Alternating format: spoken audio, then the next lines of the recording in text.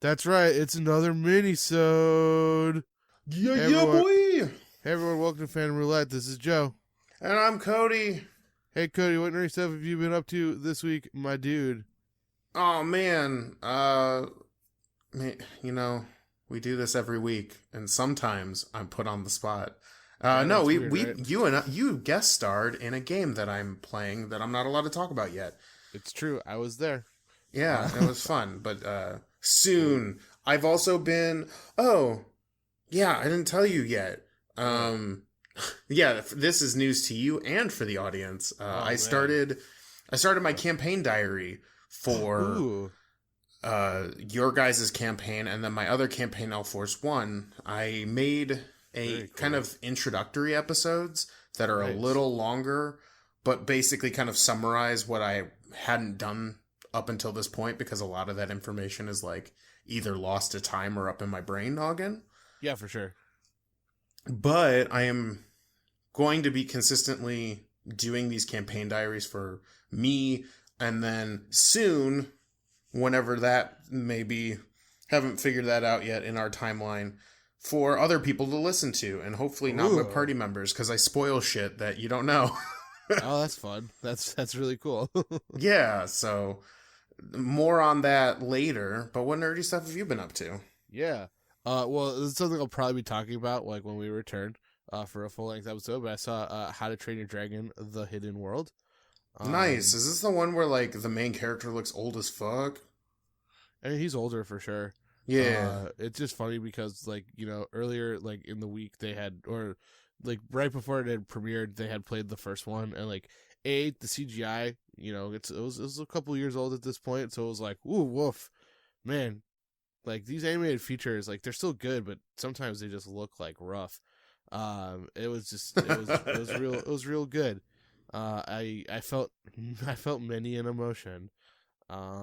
Very nice, very nice. Yeah, and I'm getting better at Super Smash Brothers, but that's like another story for another day. Yeah, I actually just played Piranha Plant for the first time over the weekend. What do you think of that weird boy? I'm not used to him, her, they enough yet to make a like valid opinion. Sure, But get it. I do think that Piranha Plant is definitely weird. Yeah, for sure. It's a weird character, but it's a fun weird. Because like I'm so used to like the Fire Emblem characters and Cloud and a lot of like the more physical characters. So like when Sword Boys. Well, and it's funny because I didn't used to be that way. I used to actually really hate playing the Fire Emblem characters because I'm like, oh, they're just like the same, but they have like a couple different tweaks. Oh, I hate it. But like now it's like I totally get why people like to play them. They've got like basically the perfect kit. Mm-hmm. With but I don't know what my main is. I don't like using that term because then that means I have to actually be like semi decent at them, and I'm a bad. I do a lot of shit talking. I'm not good at Smash. my main is King K. Rool because his recovery is stupid. Oh yeah. Hey guys, look at my little helicopter. I was at the bottom of the screen, but now I'm at the top of it now. I feel like King K. Rool has like the perfect toolkit for a heavy character. Like has a very quick counter, which is amazing. 2 ranged abilities, which is so bizarre for a heavy character. But you can lose one, so. Right, you can lose one, but then the other one has kind of like a multi-purpose like short-ranged ability, and that like it seems so strong to me. I mean, I don't think he's necessarily like overpowered or anything, but definitely has like the perfect kit, great recovery, and getting hit by anything King K. Rool does is like getting hit by like fucking Day-to-Day, like Yeah. Well, I'm gonna throw this one out there too. With regarding the musket, they sat down and they were like, you know what this game needs? Another Vor character. Anyway, moving on. Yes. Yep. I'm sure our fans know, but that can't suck you up good. So yeah, this is our mini episode where we're gonna talk a little bit about what's upcoming in our next season. And Yeah. then we're gonna take a mini break as we prepare for it and kind of like line up and figure out thematically like what we want to talk about and things like that. But I will start off by talking a little bit about what's upcoming in the history section. Let's take a dump on history.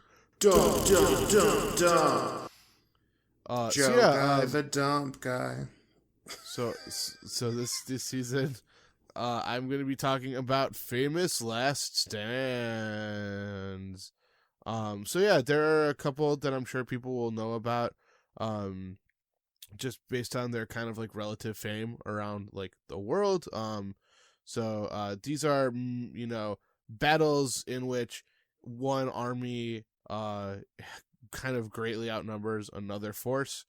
And oftentimes it ends in the scrappy underdog character, spoiler alert, it's going to involve a lot of scrappy underdog characters losing. Damn it. But these things, I feel like they kind of just like capture the public imagination because it symbolizes kind of facing great odds with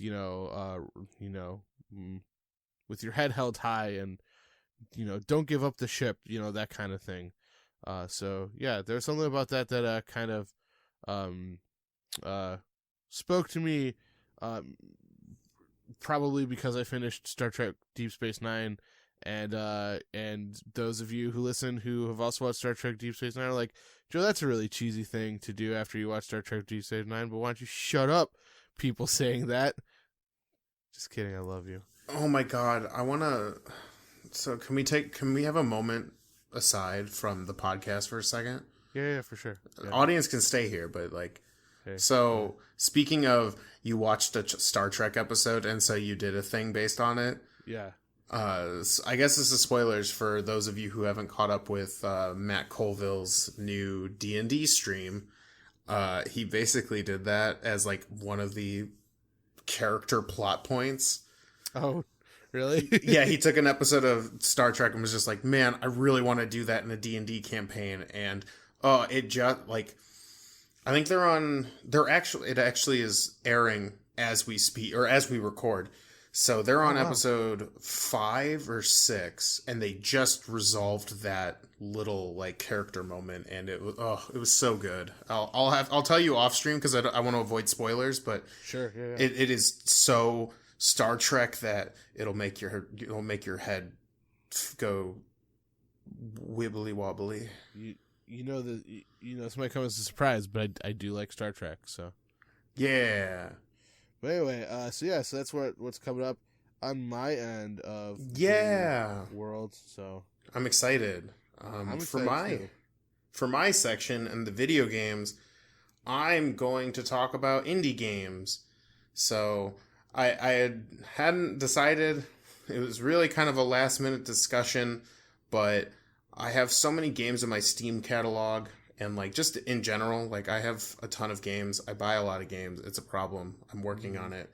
But, that said, I have a lot of these indie games that I haven't touched, but I really wanted to support these, like, small, like, developers or, like, developers who may have had, like, a small publisher backing them up.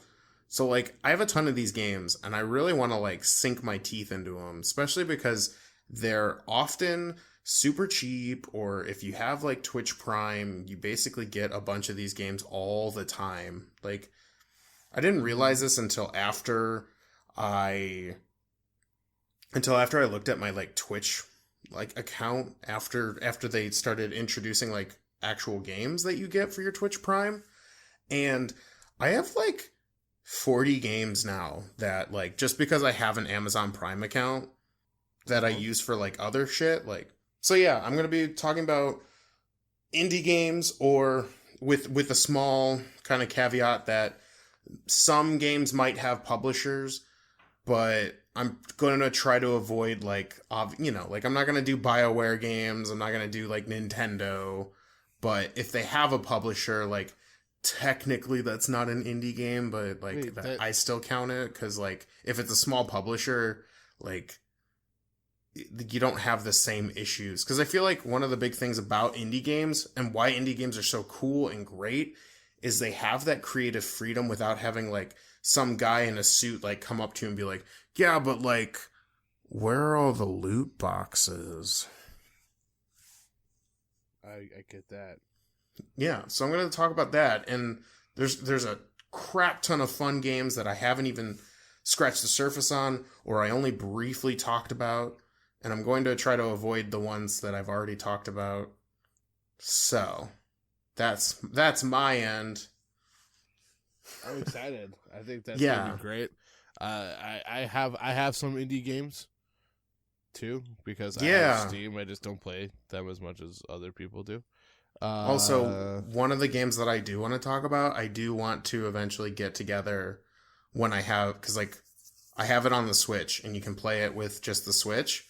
And it's like borderline indie game. It's called, well, I won't spoil it on the podcast, but it's a fun game and it's multiplayer and it's super fun. And I want you to be a part of that experience. All right. That sounds like fun. Yeah. Yeah. All right. Oh, and it's co-op too. It's not like I'm not gonna throw my main Smash character at you. But anyway, and then finally, coming up the rear. Okay, that was a good choice of words. Yeah, it's because it's like the yeah, it's the last one, but it also butt stuff. Sure. So anyway, the tabletop RPG section. We're talking about monsters. Yeah. Every episode this season on the tabletop section is going to revolve around monsters in role-playing games in some fashion. We're going to for sure. At least try to take a unique approach by not necessarily just being like, here's the monster of the week. That's just it. Yeah, did you know that goblins? Did you know about the goblin or kobold? Yeah. No, but we're going to do some interesting, or we're looking into doing interesting stuff that'll help new DMs, stuff that'll be interesting for players to hear, because I'm sure they love to hear about all the spooky monsters that can end up in your game. Yeah, so we're going to be looking at a couple of different source books from 5th edition.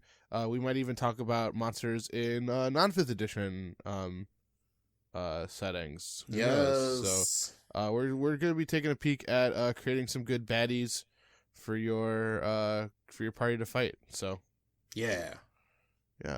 And I think that's it. That pretty much wraps it up. So yeah, if you guys want to, should we do a quick social media thing? Yeah, of course. Let's plug. Yeah, let's plug. There's plenty of ways to get at us on the social media to ask us questions, join the conversation, write Garbage Kid fanfic that we will read on air, I promise. If you want to just do a quick response or a quick thing towards us, you can always tweet at us it's on Twitter. It is Fandom R_podcast. Pod. Yeah. And podcast. Underscore being the actual symbol, not like Don't write fandom R and then spelling out underscore. That would be silly. Don't write underscore. But that's... Go on. Oh, yeah. So, yeah, that's like where you want to come for like the quick... sometimes we'll give like weekly, like, hey, what would you do? Or like we ask you questions as well. That's a good place to respond to us there. If you want to write something a little bit longer form, you can always email us at fanroulettepodcast@gmail.com. Whoa, what email. But hey, let's say you don't want to necessarily send us your email. You can always go to our website, which is www.fandomroulette.com. Well, what can you find there, Cody? All of our information, well, the stuff that we're willing to put on the internet anyways, all of our episodes, and at the very bottom, along with our social media plugs, there's a little area that you can fill out your questions or your comments, or, dare I say, concerns. And you can send them to us email free. Yeah. And then we're available on all kinds of audio platforms where you can find quality podcasts. And then us. Yeah. SoundCloud, iTunes, Google Play, and Spotify. And then, usually where other podcasts are too. We're there. Sure. Yeah, we're there. And if we're not there, we're working on it.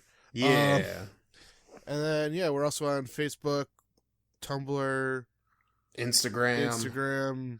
You get to see all of our greatest quotes done by my wife, who has made some really funny pictures. Did you see the Umbrella Academy one? I did.